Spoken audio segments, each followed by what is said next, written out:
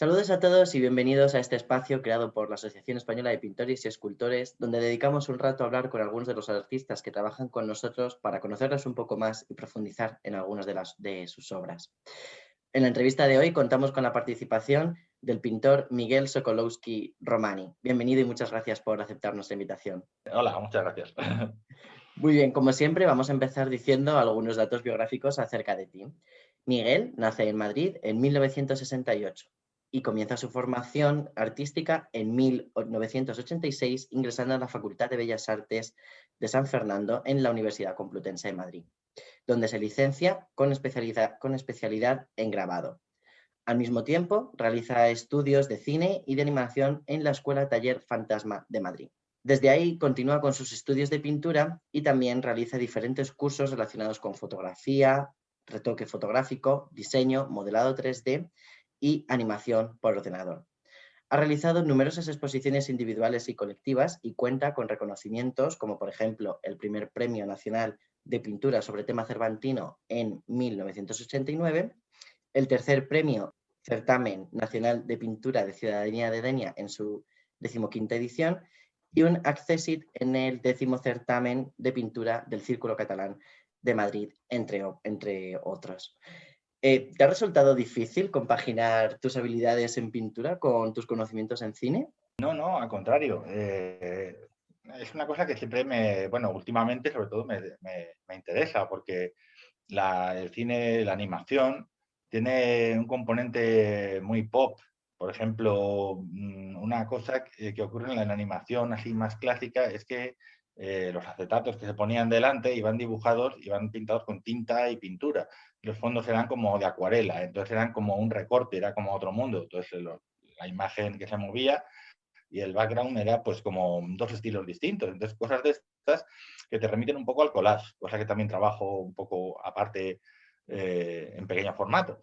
Y no, sí, la pintura actual está muy influenciada por la pantalla, por los planos de fotografía, de cine, de animación y de tecnologías. O sea, que incluso artistas que a lo mejor se estén formando actualmente, como que deberían de contemplar también, ¿no? Esa salida profesional como dedicada al mundo del cine, que además yo creo que está teniendo también un auge, ¿no? Con la cantidad de producciones que se están haciendo últimamente.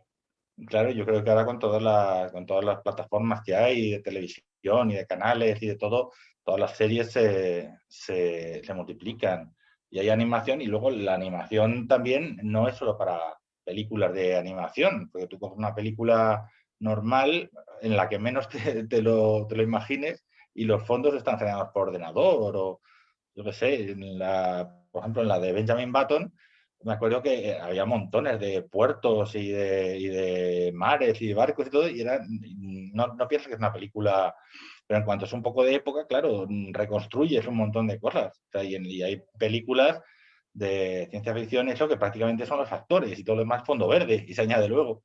Mm. Entonces, sí, está ahí. Es que además lo ves en todos los sitios. Los mamas en Instagram, en la televisión, en el cine y en todo. He leído que en ocasiones sueles utilizar tus dibujos para contar historias que tú mismo escribes. ¿Qué tipo de historias son las que sueles buscar para contar? Son relatos cortos, porque en un relato corto puedes memorizar y contemplar el transcurso del inicio hasta el final, como en una pintura, que ves toda la pintura a la vez. En cambio, en una novela que fuera más larga, estarías en una parte o en otra, pero moviéndote a lo largo de un hilo temporal. Entonces, dentro de eso, pues que es más similar a la percepción plástica, tiendo a cosas fantásticas, a ciencia ficción, fantasía, cosas un poco surrealistas, así kafkianas o también con un poco de humor. Pues un poco, sí, luego no sabía que escribía este tipo de cosas, pero cuando he estado practicando me he dado cuenta de que siempre me salía una vena por algún sitio. Y luego, claro, eso también favorece un poco pues el luego visualizarlas. Como son cosas que no son habituales ver, llevarlas al terreno de la realidad mediante una representación plástica.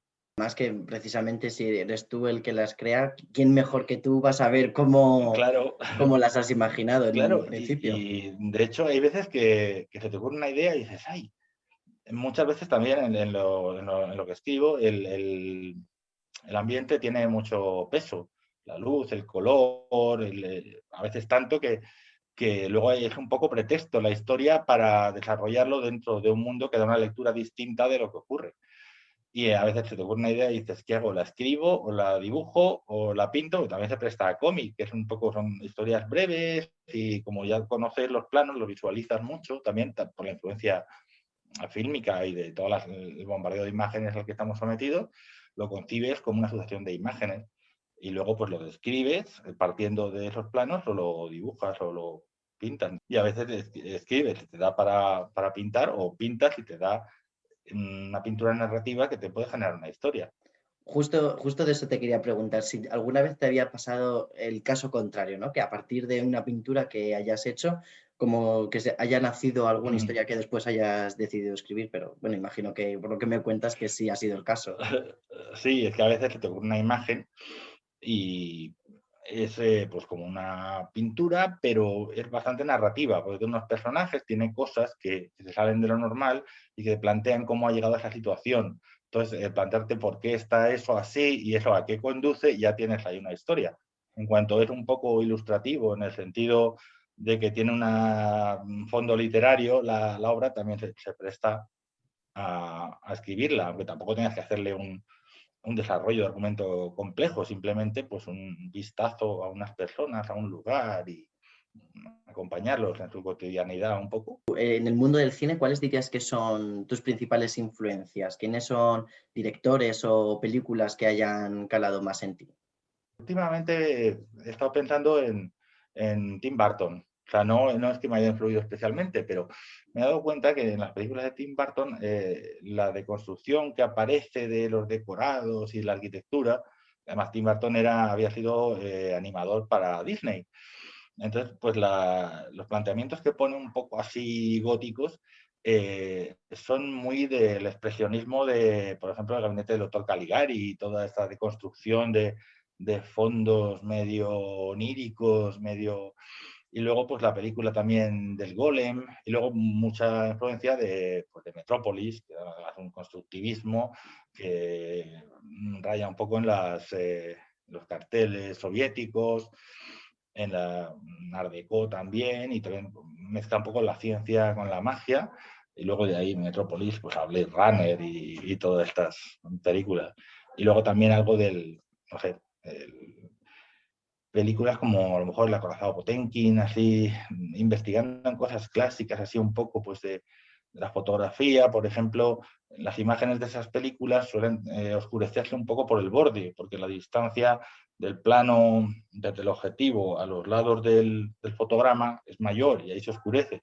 Y ese es un poco un círculo que te hace entrar en un túnel hacia la obra. Y yo en algunas miniaturas más hacía eso, contemplarlo, porque luego tiene para que lecturas distintas. Hay cosas que me gustan más y otras menos, ¿no? Pero luego lo observas y ves que tiene un bagaje de unos estilos artísticos que ves reflejados, igual que el expresionismo alemán venía también con la literatura y con toda una serie de escritos alemanes y luego pues el expresionismo como la pintura también. Y no sé, todo está enlazado, todo se relaciona y de una cosa puedes pasar a otra y puedes mezclar una cosa con otra y cuando no son cosas que son cercanas es cuando te genera algo de más interés. Bueno, vamos a pasar al siguiente bloque en el que te voy a Mm. mostrar algunas imágenes de algunas de tus obras, pues para que nos comentes un poco más en concreto acerca de cada una de ellas, ¿de acuerdo? Esta es la primera imagen, ¿qué nos puedes comentar acerca de ella? Es muy reciente, es una obra que además estoy muy contento con ella. Pero claro, suele ocurrir que estás más contento con las que has hecho más recientemente. Las que acabas de acabar son las que estás más feliz. Entonces quería ser un poco objetivo en ese aspecto, pero en esta concretamente he buscado unos colores muy contrastados, rojos, naranjas y verdes, eh, y me satisface cómo queda, porque no son las gamas por armonía, es un contraste y además un poco colores incómodos, difíciles de trabajar, y estoy muy contento con ella. Se llama Madadayo por una película de Akira Kurosawa, una película de un profesor que van a visitarlo sus alumnos y le preguntan siempre, ¿todavía no te has muerto? o algo así. Y bueno, como Kurosawa también dibujaba, hacía bocetos de sus películas, también con colores muy vivos y tal, pues no sé, me gustó el detalle, es como un escenario con también un poco con los colores que él utilizaba, que mezclaba todo tipo de técnicas y bueno, te transporta a un mundo un poco irreal y te saca un poco ya sea de películas o de literatura. Es un escenario que no sabes muy bien y eso me gusta. Decías que en este cuadro que tratabas colores difíciles. ¿Qué son para ti colores difíciles? ¿Cómo lo definirías? Pues tú, por ejemplo, cuando utilizas una gama, a lo mejor utilizas azul, violeta, rosa, morado y pasteles, pues son cosas que combinan bien, que son una gama fría, que son similares, que participan de los mismos primarios y que siempre van a encajar bien. Pero si, por ejemplo, coges un color marrón y le pones al lado un azul claro, le pones un naranja, yo que sé, un butano con un azul cian, pues son colores que de forma natural se repelen. Tú no los combinarías en una vestimenta, a no sé que fuera de forma muy cuidada, ¿no? Y son cosas que a veces dices, bueno, pues hago pues un marrón al lado de un rojo, un naranja, y es lo que te sale normal, diría, pues no, pues voy a poner otra cosa que no le pegue. Y luego, ¿cómo hago que case? Pues que participe un poco de los colores que le son comunes o añadiéndole un poco y ahí, pues, no sé, vas probando y vas experimentando y cuando consigues que quede más o menos bien dentro de lo que, de las anomalías que estás metiendo, que es huir de las soluciones fáciles. A veces eso te lleva a que luego no salga nada, pero me gusta por eso. Muy bien, pues vamos a pasar a la segunda imagen. Esta otra, ¿qué nos puedes comentar? Bueno, esta mide 1,5 metros. Bueno, esta sí, es más literaria. Esta es muy de El mundo perdido, de Conan Doyle, de Holmes, es el Museo Británico. Bueno, el Museo Británico no, el Museo de Ciencias Naturales de Londres. Y ahí conviene pues, formas orgánicas de los animales y de la parte, digamos, constructivista, arquitectónica, que es la otra parte que cultivo también. En este caso sí, las gamas son mucho más cómodas, rojo, naranja, ocre, marrón, Claro. negros, y luego hay blancos y azules, pero simplemente porque necesitas meter contrastes. Y es una obra cómoda y además con una fragmentación que hace como un magma. Y sobre todo es el ambiente, un ambiente cálido, marrón, ámbar, que te lleva pues al pasado, tanto a la arquitectura como a los elementos que se viven aquí. Y sí, es muy literario, sí es muy de libro del siglo XIX, de ciencias naturales. Para la realización de este cuadro, ¿te fuiste allí a Londres o lo hiciste a base de apuntes que has Había ido estado, ya me tomando? gustaría haberme ido, como cuando ves los escritores por ahí o eso, que dicen, me voy a documentar, en las películas dicen, me estoy documentando para una cosa, me voy a vivir ahí a Canadá un mes. Hombre, pues ya quisiera, pero bueno, tiro de fotos y de las cosas que conozco más. Bueno, cuando voy de viaje por ahí procuro fotografiarlo todo y tomar notas de todo, de los colores y dibujos y sobre todo pues más que físicamente, la sensación que me genera. La sensación, el sentimiento que te da los colores y la composición, la distribución de las cosas. Y luego ya con eso tú puedes hacerlo, no hace falta que sea realista en la representación, sino simplemente que te transmita un poco ese sentimiento que sentiste ahí. Claro, por lo menos tomar apuntes, ¿no? Por lo menos para que sean como recursos, ¿no? Que más tarde o más Sí, temprano puedas sí, utilizar. porque a lo mejor sabes los colores que hay, ¿no? Pero tomas nota de qué color hay al lado de qué color. O sea, de este color no se pasa al otro sin pasar antes por uno, que hace como una transición, o de los colores que tú sabes que pensarías que utilizas, decir, no, estos no están, y utilizar en este lugar otra cosa. Y son como pequeñas notas que luego puedes hacer caso o no, pero que el hecho de tomarlas ya implica que estás observando algo en ese momento. Y eso siempre queda por ahí, en el fondo. Sí, desde luego. Muy bien, vamos a pasar a la tercera imagen de esta otra. ¿Qué nos puedes comentar? Pues esta es de la vena rusoniana que tengo así de las selvas de Rousseau y es la parte como más orgánica y así como suave y blandita con un trabajo más orgánico. Esa parte estaba un poco en la parte del cuadro anterior del esqueleto del dinosaurio y la otra parte que había era la arquitectónica, que es más pues, de una especie de cubismo, futurismo, constructivismo. Y en esta pues son formas blandas, orgánicas, superpuestas. Aparece un pequeño guiño un poco pop de animación en la nube rosa que hay arriba y la roca que hay al fondo, detrás del tronco, es un poco una referencia a los pintores primitivos italianos, de las rocas que pintaban en los frescos como si fueran flanes que iban comiéndose a cucharadas de roca blanca. Sí. Y luego aquí pues también he metido elementos como esa cosa negra que hay, que son como formas animales, pero tratadas con colores vegetales o viceversa. Es un poco formas que no son ni vegetales ni animales y que están destinadas a generar un poco de misterio. ¿Qué te resulta más cómodo para ti dibujar? ¿Elementos más naturales, como por ejemplo esto, o paisajes más urbanos, como más humanizados, como el anterior que hemos visto? Pues siempre he sido más de arquitectura recta, de líneas y hacer una especie de divisiones, unas fracturas por planos.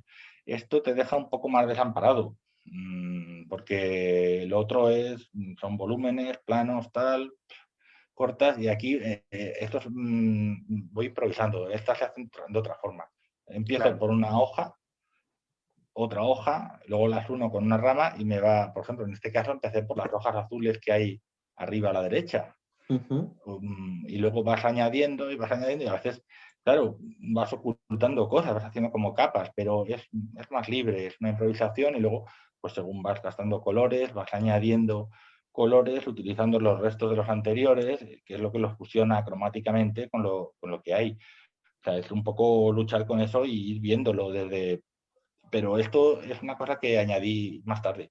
Al principio eran, pues, pintaba así, pues, yo qué sé, coliseos y catedrales y arquitecturas más de un constructivismo, pues así, alemán, italiano, una cosa más recta. Esto fue para mí un descubrimiento. Muy bien. Pues bueno, vamos a pasar a la siguiente, a la cuarta imagen de esta otra. ¿Qué nos puedes decir? Esta es una vuelta un poco a los esquemas más arquitectónicos, pero está tratada con más libertad, con más, o sea, sin marcar tanto los planos. Un poco tipo, bueno, aquí yo creo que me basé en Hockney y en Kitag y en otras así, sin demarcar tanto los planos y liberando mucho los colores. Es una tienda de discos que hay en Moncloa, en Fernández de los Ríos, y entonces pedí permiso para hacer unas fotografías, pero esto no es una fotografía en sí, sería una composición de varias fotografías, porque luego me iba girando y fotografiaba lo que tenía a los lados, lo que tenía abajo, lo que tenía arriba, y luego lo iba sumando y componiendo como si fuera un angular y plegando el espacio hacia adelante y la cierta deformación que eso toma. También las luces verdes y azules, que son de los neones, la temperatura de la luz que tiene cada tipo de bombilla y que aparecen aquí, también de repente, pues eso, a las luces no naturales, los interiores, los bares, las tiendas, los neones, y eso también lo he incorporado últimamente. Las luces, por ejemplo, la luz verde del neón fría, comparada con la luz natural, que sea más azul o más cálida en el ocaso, y aquí pues luego colores de pósters y pues un poco pues como los discos. Al principio ahí iba a estar lleno de discos y de pósters, pero luego lo fui simplificando y dejé solo una parte para que no se abigarrase mucho. Claro. Está sobre madera y también mide lo mismo que las selvas. Hay un metro y pico, es lo que es un tamaño que te encuentras cómodo, porque además al principio, como en los certámenes y concursos, siempre 1 metro por 81 era el tamaño mínimo para unas cosas y máximo para otras, pues te acostumbrabas, era estándar y era cómodo. Me he fijado que en tus cuadros bueno, como que veo ausencia de personas, ¿no? De figuras humanas. ¿Esto a Sí. qué se debe? ¿Tiene algún motivo en concreto? No, no es algo consciente. Ya me lo habían dicho. Dicen, no, en tus cuadros no aparece nunca personas ni gente. Son como escenarios. De hecho, la exposición que hice en la Asociación de Pintores y Escultores hace unos años se llamaba Escenarios, porque eran como lugares en los que estaba borrada la gente. Y eso un poco pensé que a lo mejor lo hacía porque te invitaba a penetrar en el cuadro, a entrar, a que tú fueras la persona que lo habitara. Pero no es una cosa consciente.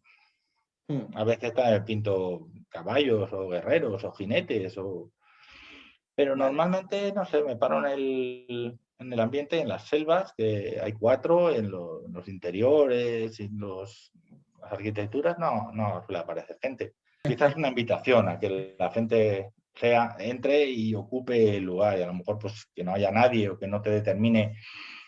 Bueno, el hecho de poner una persona indicaría que el tiempo está detenido, porque esa persona la has parado en un movimiento. Aquí no, aquí puedes estar observando la tienda en tiempo real y como no se mueve, a lo mejor te da una cierta continuidad en el tiempo, no una instantánea en la que se ha congelado a la gente. Pues ahora sí vamos a pasar a la quinta imagen y de esta otra, ¿qué nos puedes comentar? Esta la incluí porque me gusta mucho, estoy muy contento con ella. Muy diferente, ¿no? Tiene A más todo tiempo lo que también. hemos visto. Y curiosamente está referida también a una película de Akira Kurosawa, Rashomon.